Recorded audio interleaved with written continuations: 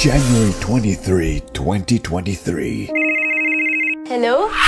Nagsimula ang teleseryeng nambulabog sa pagtingin mo sa hustisya. Walang dapat makakalam nito, ano ba? Ate Olivia, patay na! Malinis na ba? Apo, malinis na po. Walang aalingasaw, ha? Ang nakukulong lang yung mga mahihirap, yung mga walang pera.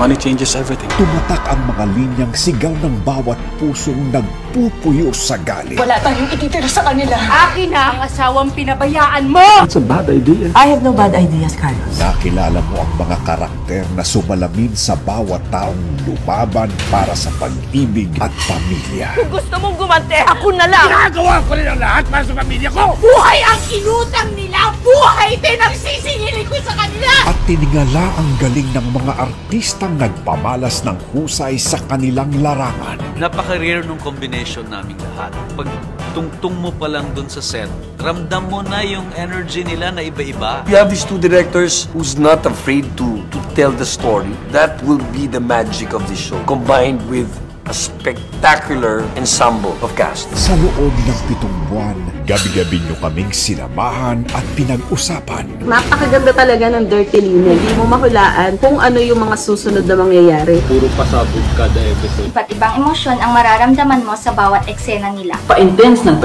kwento. Nakakadala po yung bawat eksena. Hindi talaga nakakaumay. Ibang level eh.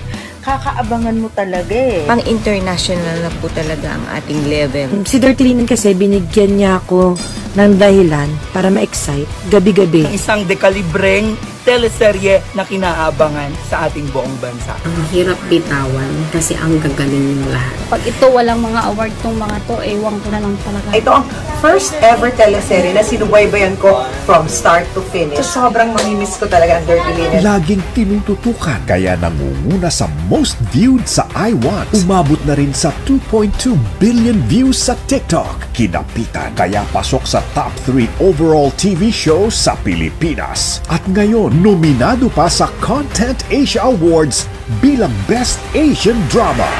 Ramdam namin na tutok talaga kayo sa kwento and sobrang na-appreciate namin yun. At syempre yung panonood nyo. Wala namang ibang inspiration. Lahat kami, kung hindi yung audience na napapasaya.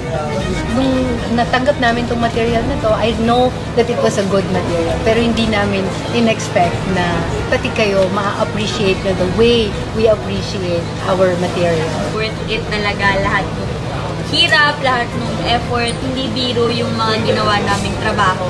And hindi rin biro yung support na binibigay nyo.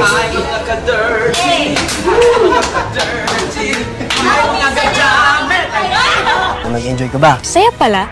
Pero lahat ng laban mayroong hangganan. Maraming thank you po.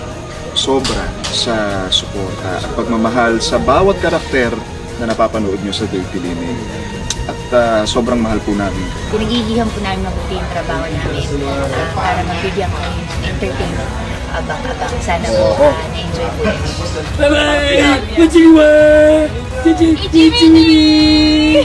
Yun, sa mga ka-dirty dyan. We love you guys. Salamat. Stay dirty!